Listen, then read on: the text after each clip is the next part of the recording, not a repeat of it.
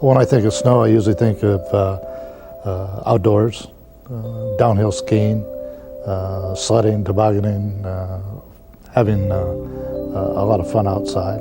Christmas. When I think of snow, I think of building snowmen and the peaceful, muffled noises of the cars going by. Happy times. Peace and quiet and whiteness. When I think of snow, I think of quietness, walk in the woods. Tunnels, making tunnels and igloos and fun time. When I think of snow, I think of cold, powdery, potentially fun, but potentially dangerous substance. Snow is often a reminder of fun times.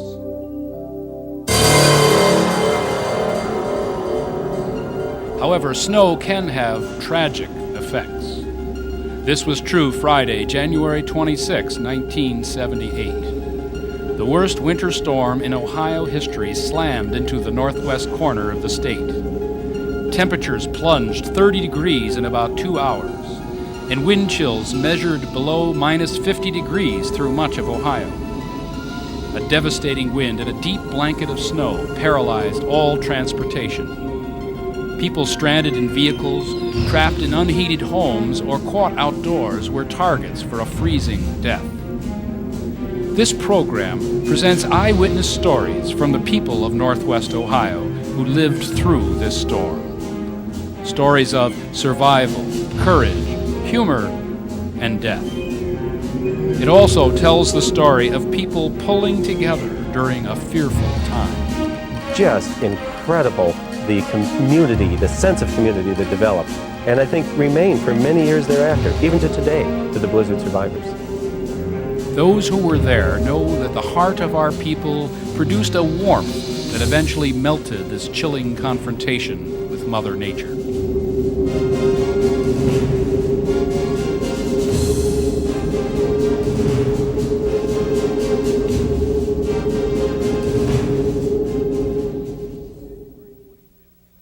Wednesday, January 25th, 1978. The night before the storm, at that time it was the last year that I was working in radio, and we were broadcasting Bowling Green State University basketball games. And the Falcons were on the road that night at Kent State. And I was with Dave Carr. We had traveled over to Kent, and on the way home it rained. It rained very hard all the way from Kent. And I remember we arrived back in Bowling Green, it was just about midnight. And just as we turned onto my street, the rain was turning over to huge wet snowflakes. And then I got in the house and went to bed, and the next morning it was here. And so I started to stay up and at first watched Johnny Carson, and then from there I knew, since I didn't have to get up in the morning, I even decided to stay up even longer and watch an old movie on TV. But by the time that movie had ended, the rain was still coming down, and it was still 50 degrees, and I thought that I had made a gross error because of a weather report that I was going to now be in a grouchy mood in front of a bunch of 7th graders the next morning because I'd had too little sleep. The great blizzard starts off innocently enough. There's been a drizzle most of this unseasonably warm day. Residents fear the light rain will freeze over and lead to dangerously slippery conditions on the roads. Although freezing rain is hazardous, Ohioans recognize it as a fact of life and heartily adapt to it. The evening before the blizzard, it was raining, and my wife, who had a reputation for exaggerating the weather report, tried to talk me into staying home. Because there was a blizzard coming, and here it is, it's raining cats and dogs. And I laughingly told her, well, I'll be home if I have to walk. 3 major storm movements, hundreds of miles from each other, are bearing down on northwest Ohio. The first is a low pressure which has formed over Oklahoma and is ambling northeast. The second is a cold air mass which is hurtling down from Minnesota and Wisconsin, carrying temperatures between 0 and minus 10 degrees. As if vying for its share of attention, a movement of warm, moist air shoots through the Cumberland Gap in Tennessee. This warm air proceeds northward over Kentucky and southern Ohio, bearing unseasonably warm temperatures of about 75 degrees. Thursday, January 26th, 4 a.m. The low pressure sucks in the cold air mass from the north and the warm, moist air from the south, and the three weather movements angrily collide. Suddenly, the northwest Ohio sky is a battleground. The warm weather, with temperatures between 50 and 55 degrees, suddenly turns frigid. This icy air transforms the drizzle into freezing rain, then into snow. 6 a.m. A substantial snow is now carpeting northwest Ohio. The low pressure touches off gale force winds. The temperature plunges to near minus 10 degrees. The frigid cold and blinding snow are now extremely dangerous, life-threatening to anyone unfortunate enough to be caught outside. I woke up at about 5:30 in the morning to tremendous thunder and lightning and a combination of what at that time looked like hail and rain. This being wintertime, it was just very frightening, but didn't know what was going on, but no snow to speak of. Within the next 30 or 45 minutes, the thunder and lightning turned into a blinding snowstorm. Truly, what we were later discovered was the blizzard. Temperatures began dropping rapidly, and it was a very, very frightening experience to just see the fury of that storm come upon us with little or no warning. I was first aware that the storm hit when my wife Sally came in and woke me up, and she said, "We can't see the neighbor's house." She said, "You absolutely can't believe it outside." And I'm a person that likes snow, and I went to the window quick to look around, and it was true. You could see absolutely nothing. The snow was coming down so hard, and it was so blowing effect that visibility was down to zero. When my wife Kathy woke me up early in the morning, it was approximately 5:30, 6 o'clock in the morning, and her first words to me were "Roger, the train is blowing its horn, the train is back." And Conrail had abandoned the tracks that were just 2 doors away several months before, and I thought, well, that can't be, there's something wrong. But then it was very possible that they may have been running some sort of train, and maybe it had gotten in trouble, derailed or something. And I thought, well, I better go down to take a look. And as I started going down the stairs, I noticed that the windows were completely whited out. There was no light. The lights were not working. And I noticed that what she thought was the train going through town was actually the wind blowing, which we found out later to be about 60 miles an hour. We thought it was going to be a blizzard, big snow, 6-8 inches of snow. It was probably 4 o'clock in the morning when we realized it had been snowing all night and wasn't going to stop. That we saw some real problems here. Before we got done, our parking lot in the back was level with the top of our steps, and we have 2 or 3, 4 steps going up to the back of the radio station. The parking lot was level with snow. The cars that had been there were buried. We were going to go out and get wood for the wood-burning stove and found out the doors wouldn't open. Everything had been frozen shut. We knew the night before it was coming. They had had a warning about 10 o'clock at night, a blizzard warning, but they say that a lot, so we weren't really prepared for it. When we got ready for work the next morning and opened up the carport door and I couldn't find my 3/4-ton pickup truck, we knew it was bad. The wind now blows cruelly, with gusts nearly 60 miles an hour. The wind was almost piercing. I mean, it was like a knife. The wind was worse than the snow. You couldn't tell whether it was really snowing or whether it was blowing because the wind had the snow going absolutely parallel to the ground. It wasn't swirling, it wasn't coming down, it was just knifing through you. You absolutely couldn't see. It was stinging your face, it would sting your hands. Any exposed surface of your skin, it was just unbearable. The storm deposits about 14 inches of snow, causing drifts measured in feet. Thursday morning. The storm is most brutal to the northwest Ohio counties of Wood, Hancock, Lucas, and Ottawa. Temperatures plummet within homes and factories as gas and electricity promptly gives out. The vehicles of travelers and early morning commuters are suddenly paralyzed in the snow, many of their occupants trapped inside.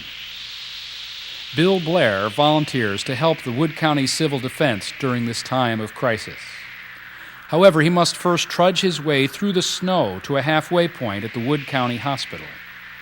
A snowmobile meets him there and transports him to the command center at Wood County Courthouse. Well, traveling through the snow itself, it was very exhausting because it was over waist deep, and to get over to the hospital. And I was working up quite a sweat doing it. I remember that I was really exhausted by the time I got to the hospital. And then I wasn't really dressed to ride a snowmobile, and that was very cold getting to the courthouse. But by being in the snow, getting to the hospital, I realized it was much worse than I had originally thought. Upon arriving at the command center, Blair and other volunteers discover many rural residents are without phone service, relying on CB radios to communicate. Very first day when we got in there was nothing we could do. There absolutely, again, nothing was moving but snowmobiles. So when people were calling, we were trying to calm them down, to tell them that they had contact with us, we were listening to them. Our primary move at the radio station at WIMA at that time was to communicate with people who needed help.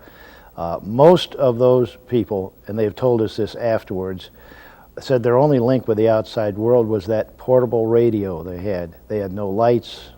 They, in many cases, had no gas, no heat. They didn't know if anybody knew they were there until they heard it on the radio and knew that they were in a problem situation and they weren't alone. They really liked that situation altogether. In many cases, it's a case of sitting in the dark, wondering if anybody knows you're there, and the radio was their only way they could find it out. The voices were absolute panic. You had a whiteout during the day, and then at night when it got dark, the only thing you had was voices, on the radio or on the phone. And you probably felt more helpless at night. It's a general feeling of if you've ever been in a room when the lights go out. That's a temporary thing for you.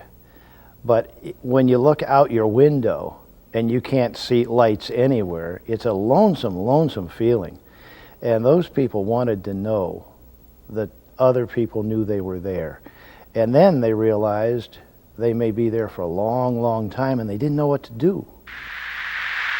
The storm dumped so much snow, nobody could get anywhere. The snowmobilers were having trouble getting out of town by following roads because cars were completely drifted over, and they were busting their runners, hitting these submerged cars underneath all this snow.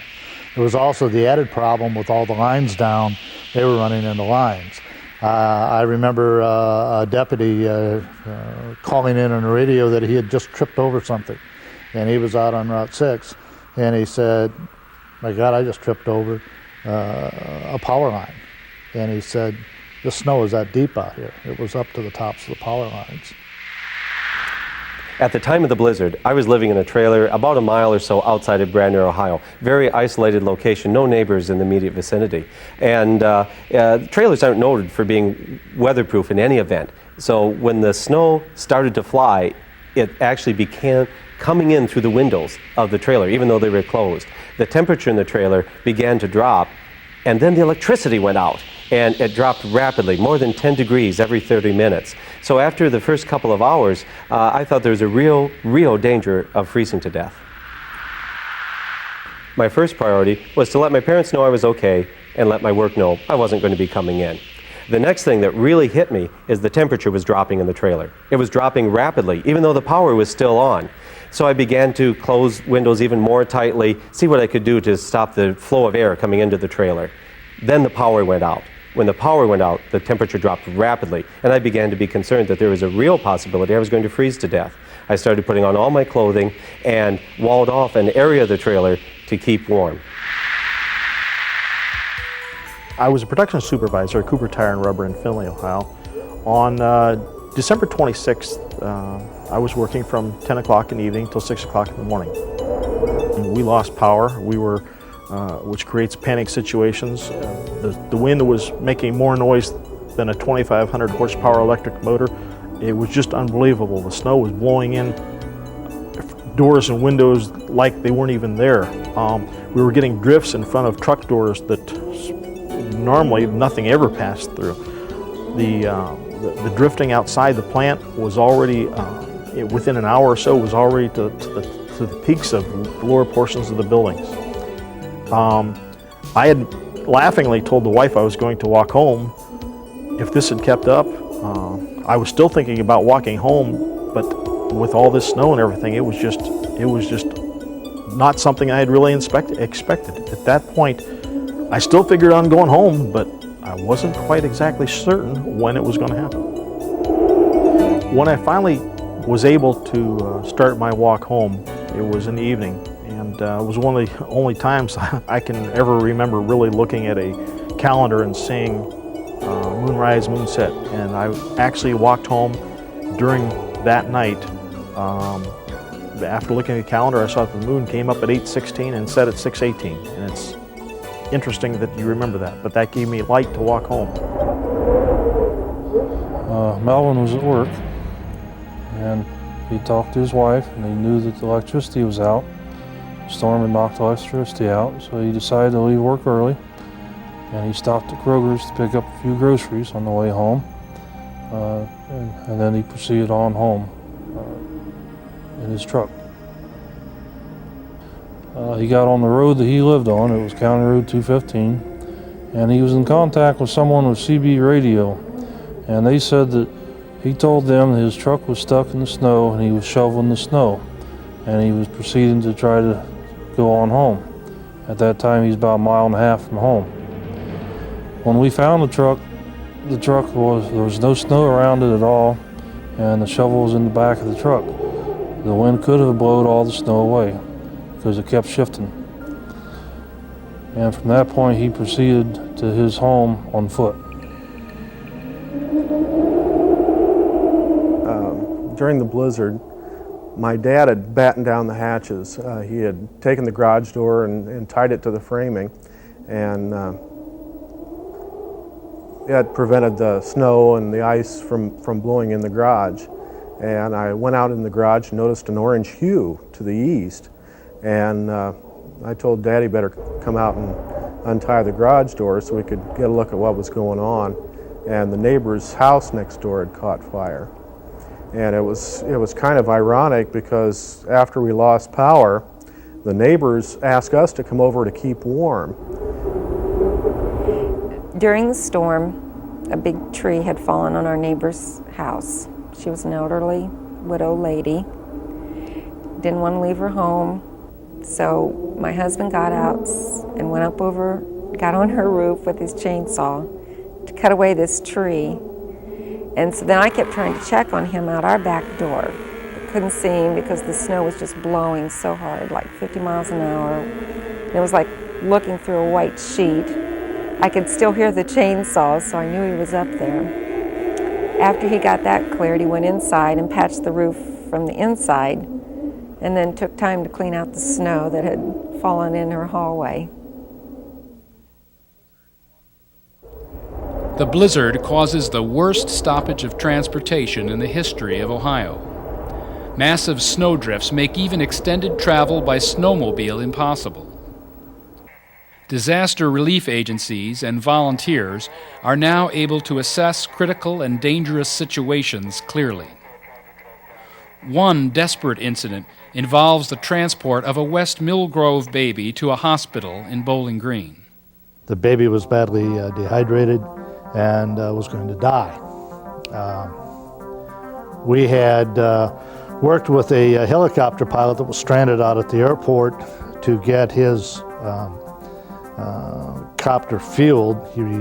The gas pumps at the airport were all frozen, and we went out and built a shelter to get it out of the wind, and then we got heaters inside to get the pumps unfrozen, thaw them out, to get fuel for the helicopter. But it was conditions that absolutely under any normal circumstances would never be done. I mean, you're just forbidden to fly in this kind of weather. But for what we were trying to accomplish and what we had to do, the risk was worth it, in my opinion. Doug Valentine at this time was had gotten involved and was out at the airport trying to get things going out there. And the helicopter pilot said he would make one flight for us, and it was to go get that baby. The doctor kept calling and said, you got 12 hours. This was when we're still thawing out the gas pumps. We couldn't get the helicopter started. It was frozen. I remember we were down to 6 hours, 3 hours, and he was calling constantly and said, if you don't get here, don't bother coming. With time running out, rescuers resort to a dangerous scheme to warm up the helicopter's engine. I remember the helicopter pilot told us, it's not doing us any good. We had a salamander heater that we were using to thaw out the engine, get it ready. And we stuck that salamander right on the engine and blew heat on it, and we got it started. Live flames exposed to aviation fuel and oil on the aircraft would be the most dangerous part of this, because of the salamander heaters are oil fed, and there are sparks that comes out of these heaters as they burn, and that was very dangerous to igniting the fuel that was on the aircraft. And then we had it covered with tarps which held everything right there, so vapor from gasoline couldn't escape. It had to be under the tarps at the time we were heating. The pilot, he was flying, I believe he was flying for AT&T, checking out lines, so he was not from the area. So Doug Valentine got in the copter with him because he did know the area, and flew to meet the doctor and the baby. They handed the child to me. I brought the child in on my lap, put my belt in such a manner that it had us both belted in, and then the aircraft people cleared the area. The aircraft lifted off. We turned and came back the opposite direction, right straight back to Bowling Green, to Wood County Hospital. Landed at Wood County Hospital under the same basis where they lit flares, had a spot cleared, and when it landed, nurses and staff come running to the aircraft with a gurney and with people to get the baby. He got the baby back, and the baby survived. But I still can't talk about it. It was the one incident that really got to us all. And I remember when I went home, Sally said, how bad is it? And I hadn't been home for about 3 days. And I couldn't even talk about it to her without breaking down.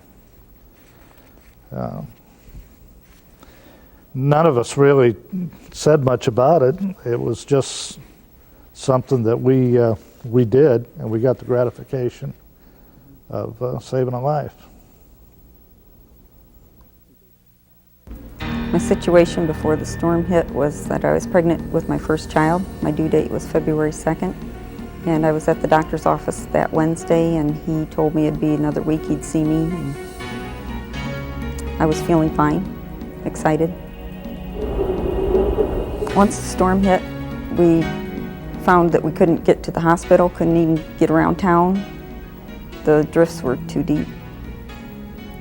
And I called the police and told them, I said, I have a Jeep truck, and I said, I can take her to the hospital. And they said, no, the snow's too bad, you can't get out. And I said, but I have a Jeep with 4-wheel drive. And he said, if you can't get out of town, there's no roads or streets that are cleared. And I said, well, okay. I said, my wife's in labor. I said, she went into labor about 7 o'clock this morning. And they said, well, you're gonna have to do something else. So we called Dr. Roberts at the time. I was informed by the emergency people in North Baltimore, who were all holding forth at the City Hall, and they said that Karen was in labor and wondered whether I would go see her, and I did. And when I got there, she was perfectly willing to have her delivery at home, so we decided to go ahead and do a home delivery. Ohio Governor James Rhodes orders the Ohio National Guard to report for duty. President Jimmy Carter declares Ohio a disaster area. Sergeant Kenneth Snyder of the Ohio National Guard is activated and ordered to report for duty to an armory near Toledo. After making good progress through the snow, his four-wheel drive truck suddenly plunges into a snowbank. The truck just, boom, stopped. I tried to get out the left door and I couldn't get out that. I tried to get out the right door. So I crawled out the back and I was in a snowdrift that was 20 feet deep, 20 foot high. And when I did leave home, I took a scoop shovel with me, so I had to dig it out so it dropped down and get enough and backed out there. Once clear of the drift, Sergeant Snyder sets out to the armory. I saw a car in a snowdrift, and so I got out of my car and brushed the snow away where I could look in the window, and there was a person in a car. There was a gentleman there. I got him out, got him in my Ram Charger, got him warmed up, got to talking to him, and he had worked for the railroad out of Walbridge there, and he'd been in that car since 7 o'clock this morning when he got off duty, and he was stuck in there, and of course he ran out of fuel. When Melvin left the truck, he went on down the road, County Road 215, and according to the footprints, he was walking in the middle of the road, and probably about a half mile from where he lived, there was a big snowdrift in the road, and he had to go out in the field. And he was following a fence row, and at that particular point is where he got on the wrong fence row. He started going east instead of going north, which would have took him right to his house. So he ended up about a quarter mile away from his house.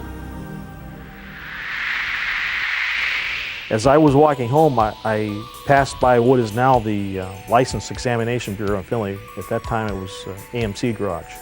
And I was able to reach out, point my hands at the power lines, and they were just about level with where I was walking. And in order to be that level, I knew I had to be at least 15 feet in the air. And I'm walking along thinking, boy, this is kind of funny. This is a lot of snow, and there was a lot of strange emotions going through my mind. I came to the end of the snowdrift, and I tumbled 3 times end over end and landed on dry pavement. And it was the wind was doing weird things with the snow. Some places they were totally clear, other places there was so much snow it was almost unfathomable. I came to one point where I had followed an angled road, and I realized I had made I was a little bit off course because I recognized a barn on one side, and right about that time power came on to a small farmhouse, and they were very close to a substation there. And I went to this house, and I spent several hours at this house getting warmed back up and actually enjoying a little bit of electric benefits.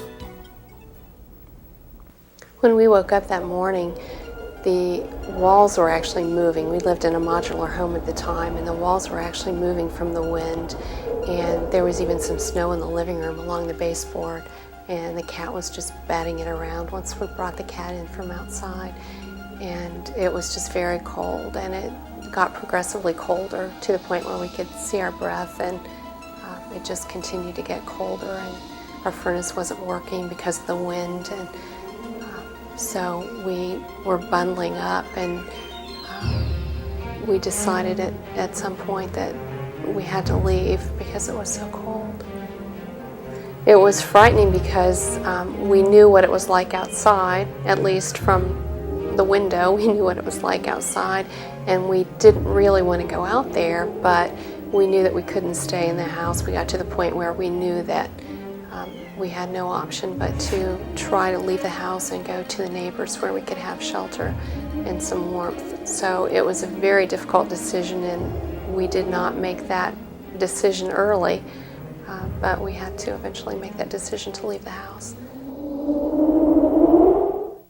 My wife was in the furniture business. She had won a all-expense trip for the 2 of us to Hawaii. We would be leaving from Cleveland on Saturday, and the blizzard hit Thursday. The rain quickly turned into snow and escalated into the super blizzard, and it snowed for a couple of more days. The Bowling Green being the center of the storm, or Wood County being the center of the storm, we were pretty well trapped in Bowling Green. There was no way out. By Saturday, the weather wasn't that bad in Cleveland. The charter went, and so there was no way it could be postponed. So we just missed the trip. As the temperature continued to drop, I turned on the stove of the trailer, but you don't want to just leave that on because there's a real possibility of being asphyxiated by the fumes. So I actually built a reflector oven, back from my Boy Scout training, out of aluminum foil with the vent of the stove remaining open and the heat being reflected to me by the aluminum foil. And I was actually, by walling off the area, having this reflector oven built, able to get the air temperature where I was sitting up to about 50 degrees. So then I knew I was going to make it. I wasn't going to die.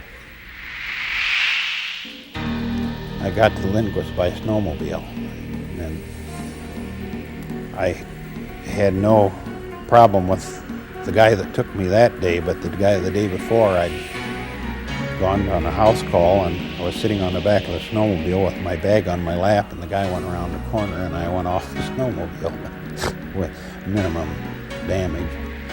And so I got a different driver the second day. We went over the fences and didn't even have to follow the street, which you couldn't see anyway. It was only about a 5-minute ride. My husband described the scene of the doctor arriving as looking like Santa Claus coming up over the fence because he had his snowmobile suit on and a big pack with him of all the supplies. And the drifts came up over the fence, so he just walked right over the back fence, didn't realize the fence was there. He said not to get nervous, and he made arrangements to get a hold of June Ray, his nurse. She was living in town at the time. Her house had burnt, and she was living in an apartment. And the same guy that brought him down on the snowmobile made a trip and found her and brought her to the house. It was a little bit scary. I did know the driver and I trusted him. He knew the terrain quite well, but it was extremely cold and no one was on the street. It was very eerie, and it must have been at least a mile ride. And I didn't have proper clothing, but I did have layers on, so I made it okay. Chris Cooperrider is pregnant and needs a snowmobile ride to nearby Interstate 75. From there, she can be transported to the hospital in Bowling Green. So my husband went over and asked the neighbor to radio for help, that anyone that had a sled, if they could bring it out. Right after that, he comes back over, and this guy comes up. He was dressed all in black snowmobile, and he had a black sled on the back. So he got us all bundled in and everything was fine. And we went to Signet, and Signet had an ambulance waiting for us. So they were trying to get me in the ambulance, and I'm all worried because I had taken a quilt, and I wanted to make sure I had this quilt. And so I'm getting the quilt in the ambulance, and all of a sudden we decide we need to thank this guy that got us there, and he was gone. And so we asked the emergency squad to thank him when they saw him again, and they go, "We thought you knew him." And we're going, "No, we thought he was part of the emergency squad because he came right after we radioed." And they said, "Oh, well, it must be somebody that heard your CB announcement that you needed help and showed up." Well, later on, my husband had gone to the neighbors to thank him for radioing, and the neighbor said, "I couldn't get the CB radio to work." So we still have no clue who this guy in black was. But the emergency squad didn't seem to know either, so it was kind of a mystery. When we made the decision to leave, we were planning to walk to Hazel's house, and Hazel was an elderly neighbor who lived approximately 1/8 of a mile from our house. She was just north of us. It was a difficult decision because visibility was so poor at that time and the wind was so strong. And we decided to leave dressed in many layers of clothing, and we attempted to walk to her house. And I was very disoriented walking there because of the blowing snow and the heavy wind, and I think probably the cold as well. The noise associated with the wind that strong was incredible. The noise, it was eerie almost. The wind was so strong, and it would almost take your breath away when you were facing winds like that. and it was just a penetrating cold and just very eerie, actually. My biggest problem in walking home, I did not have goggles, and I only ran into one other person who was out of doors that night on purpose. Was a snowmobiler, and he probably doesn't realize how close he came to hitting me, because as much problems as I was having seeing, I'm sure that the faceplate on his snowmobile mask was totally iced over, and because he missed me by mere inches.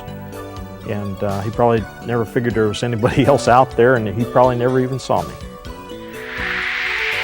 I came upon a truck it was sitting with its engine running, and as I passed the truck, I all of a sudden I realized that some guys were pounding on the window, and it was a truck from Virginia, and there were two truckers in it, and all they had were sweatshirts. And part of what I was wearing a snowsuit, and then I was wearing a hooded coat on top of the snowsuit. And what I did is I gave them the hooded coat, and one at a time I walked them about a little less than a quarter of a mile to the Findlay Airport, which had a generator and had heat at that time. They were unable to walk facing the storm. I had to link arms with them, and they walked backwards till we got to that particular location. I walked them both over there, and they were eternally grateful. It was just, they couldn't believe that of such a storm. Well, we had a guy who volunteered, who had been in radio in Columbus and was in Lima, and he stopped in and said, "Can I help out?" and told us his qualifications. And he was a dynamite guy on the air, and he helped us out tremendously, but he also apparently either ran a stable or knew of several young ladies who worked as women of the night. One of them showed up at the back door with a big pot of chili. She was dealing more than chili. We at the radio station ate the chili and sent her on her way. We appreciated the chili.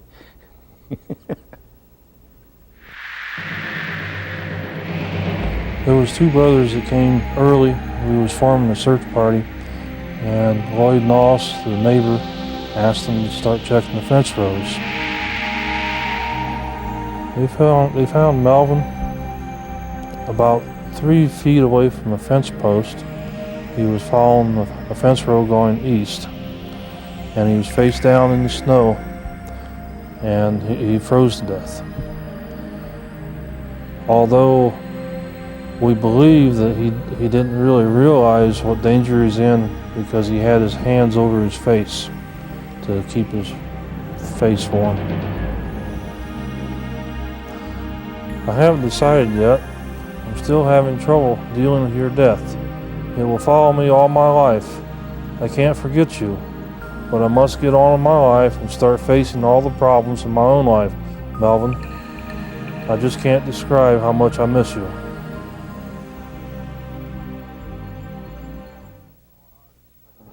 It was still snowing hard on the second day. Still wind and snow kept up for the first 2 days. I remember when we were trying to get the parts out to the electric crew that we got stuck in the snow. It was such a blinding snow. The persistent storm conditions continue to place Northwest Ohio residents in grave conditions. Many Wood County residents are without water, electricity, and food. There have been 6 confirmed deaths. Betty Bowling and her 4 children were taken by helicopter from their rural home near Custer. The wind blew our front door down, and we had 3 to 4 inches of snow inside our house. And we were without food and water and electricity from Thursday morning till they brought us in here Saturday afternoon. Freezing.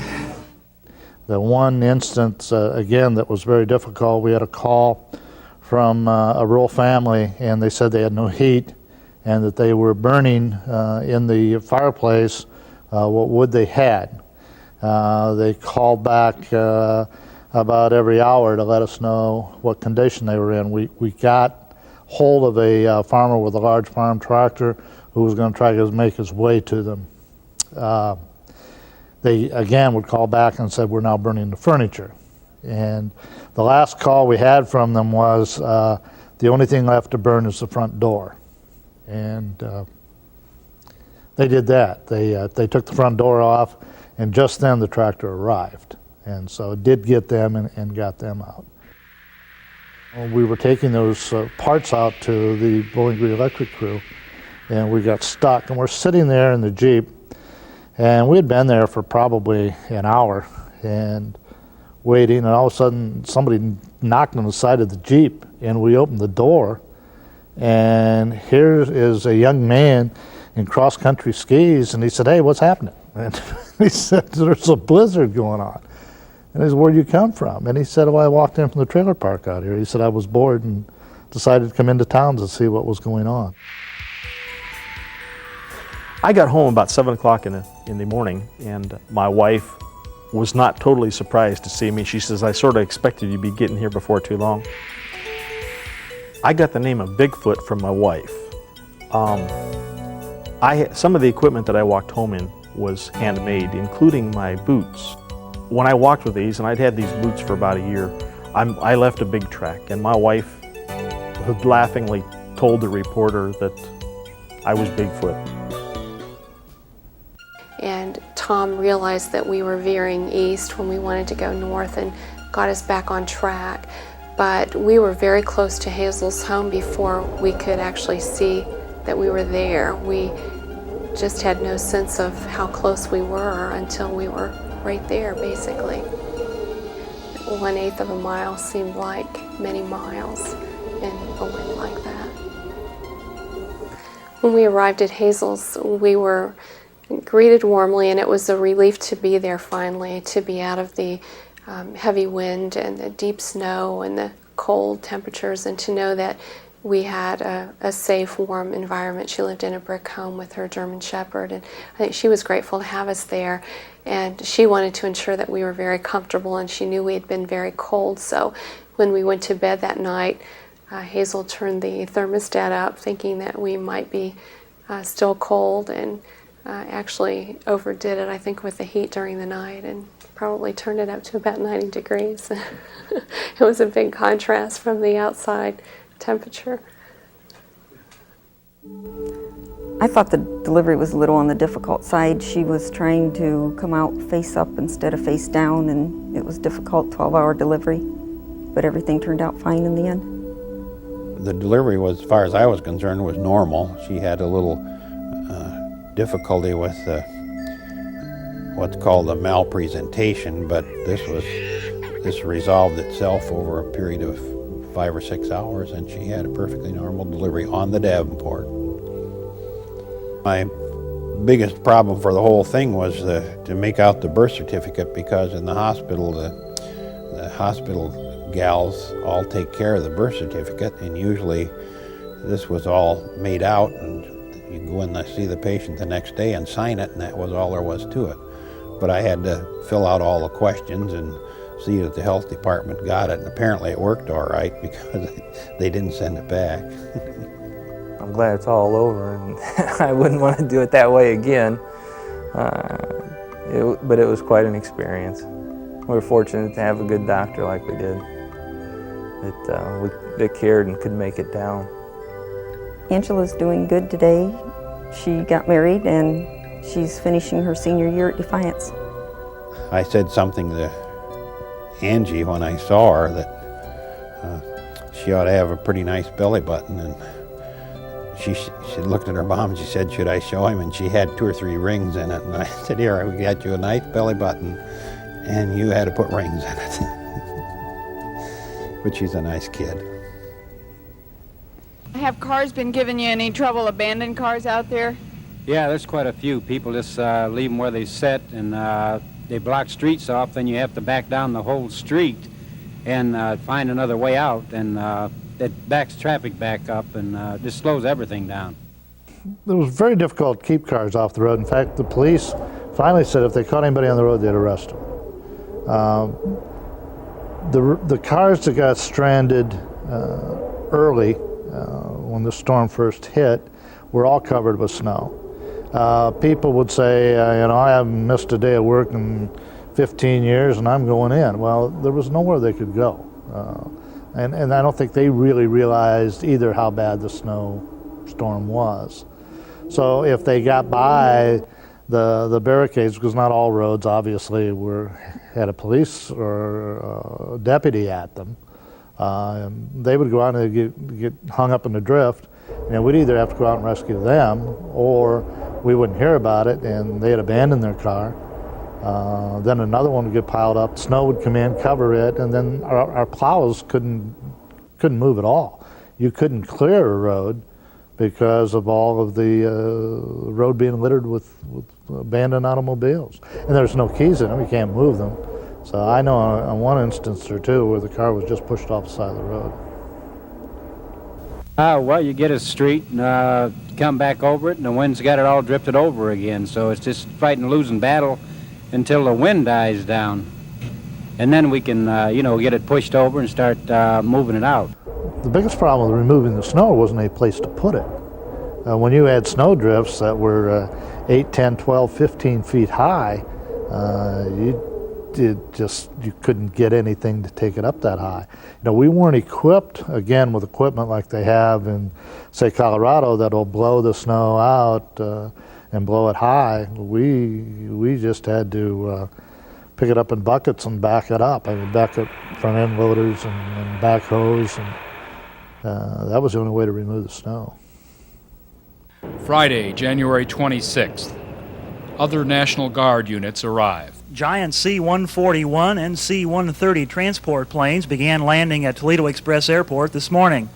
About 50 pieces of heavy Army machinery and 300 troops to operate the gear are arriving to assist in emergency operations throughout northwest Ohio. The bulldozers, front-end loaders, and graders are from the 27th Army Engineering Battalion of the 18th Airborne Corps from Fort Bragg, North Carolina. These are the same troops who assisted in the blizzard that hit Buffalo, New York last winter.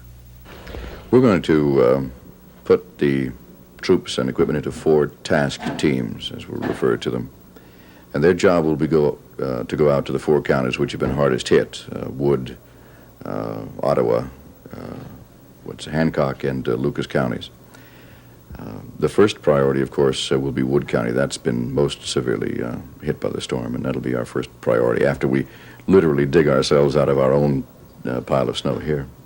And some of the missions that they performed was hauling fuel oil to farm areas or isolated areas that people had no heat, applying medicine out to people, took a pregnant lady to the hospital to have her baby, picked up one man that had to have blood urinalysis and took him to the hospital. We flew approximately 1,300 missions in the total 17 days that the units was activated. Each task force is equipped with at least 1 helicopter. Choppers are being used to transport emergency victims, such as kidney dialysis and heart patients. Even a 12-hour-old baby was flown to an area hospital. The efforts here will continue until the situation throughout northwest Ohio returns to normal. But officials aren't making any predictions when that will be. Bob Sharp, Toledo 11 News, with the minicam. The patients were coming in for different reasons, but the ones that I remember were the pregnant women who were coming in usually as a precaution because they were due any day. And they would come in on the helicopters, and the National Guard would unload them from the helicopters, and then the hospital employees would get them from the helicopter into the emergency room, and we did that by picking up the wheelchair or stretcher or whatever, usually a wheelchair, and carrying them in. And the ones that, of course, that I won't forget are the women who are 9 months pregnant who had to be carried into the hospital. Usually 4 of us to a chair trying to carry them over the snow drifts and the little bumps and ridges in the parking lot. We never dropped a soul. The National Guard and local relief agencies clear snow from approximately 8,000 miles of roads in Ohio, 300 miles in Wood County alone. The storm begins to die down. Many residents now venture out from their homes in search of food. The supermarket business is brisk despite clogged roads. Many walked, some for a mile to get to the stores. Others were snowmobiled, while the lucky ones drove in four-wheelers. Shelves are full in connection with non-perishable items such as canned goods and toilet paper. Fresh vegetables seem to be in good supply, but bread and milk supplies are sparse in most stores. The reason? People are buying large numbers of an item when they might not have to. The only problem that we're having at this time is the fact that the people are hitting us so fast, and we have not had a chance to replenish, but we have made arrangements for everything to be back in these stores. And we are making arrangements now for the people to handle everything once it gets back in the stores. We've really had great cooperation from the customers and our own people. We've got some checkers that been working basically around the clock to help the customer get their groceries and get out. Perhaps the best indication that people are taking this crisis in stride is the fact that beer shelves in many stores are empty. Sales began briskly at 6 o'clock last evening and have been going strong ever since. Evidently, people are getting in the spirit of the blizzard of '78. I'm Randy Little, Toledo 11 News with the minicam in Southland. Some people dig their way out of the snow, and the sense of urgency and fear begins to melt away. Many are able to return to abandoned homes. Interstate 75, schools and businesses reopen. The National Guard pulls out. 51 deaths are reported statewide, and property damage totals in the millions. The pace of life returns to the way it was, even though the snow remains in some places until May. Of course, there are those who are always looking to make a buck. Yes, this winter has been a bit much. You might even say memorable. The winter storms sweeping much of the nation have proven once again that dear old Mother Nature still holds the pat hand and plays her trumps at will. Of course, some people say that in every cloud there's a silver lining. And for 3 Northwest Ohio firms, that lining is silver indeed. The firms are marketing Survivor T-shirts. These are message shirts which let others know that the wearers survived the blizzard of '78. Of course, those on the East Coast may well think all this survivor talk is premature. You feel you are making light of what was a serious event for Northwest Ohio, at least. Yeah, I think some of the people think along those lines, but I had it as bad as anyone, and we were without power and water and one thing or another, but I still think that a blizzard only comes along maybe every 100 years, so I think it's a memorable occasion, and we're not trying to cash in on anything. We're just trying to give the people what they really want. Now, how long did it take you to mobilize? It took us just about 24 hours to mobilize, and that was it. Until the time that we had T-shirts available in the newspaper, ads on TV, it was about 24 hours. I don't know how many of these T-shirts will be around come August, but they're bound to be a big seller over the next few weeks as we look back and remember the big blizzard of 1978. I'm Jim Proctor, Toledo 11 News with the mini at ye old Dunham factory. There was a lot to be learned by the blizzard. It was learned that you've got to have equipment to deal with any kind of a disaster. And I think civil defense at that time, and all of our preparedness and everything, we were looking at tornadoes, basically. And this was a blizzard operation. We'd had one a year before, but it was nothing near what this one was. But it showed both the county and the city that you need to purchase equipment, be ready. I think since the blizzard, we've tried to be much more prepared than we were. Before, we would be somewhat prepared if we anticipated certain weather conditions, but now we realize how suddenly weather can change, and so we try to always be prepared as much as possible with food items in the house. We have extra wood cut, and also we have an emergency kit that we keep in the trunk, which has a coffee can that we can melt snow in. We have matches, extra gloves, socks, scarf, blanket, all of those types of items to keep warm. I think surviving through the blizzard has helped make me even more aware of how important it is for one person to help another, to know that you can overcome natural disasters and truly almost any adversity by helping each other. I'm more inclined to help other people now than I was before, whether it be through a disaster, a car accident, or just somebody falling down on the sidewalk. I think I'm a little bit more inclined to go give a hand, knowing how important it is when you're the person that needs the help. I think what changed me maybe through the blizzard was to be a volunteer, to give of yourself to help somebody else out. Don't be shy of getting involved, and especially if you have something to give, then don't be afraid to step forward and do it.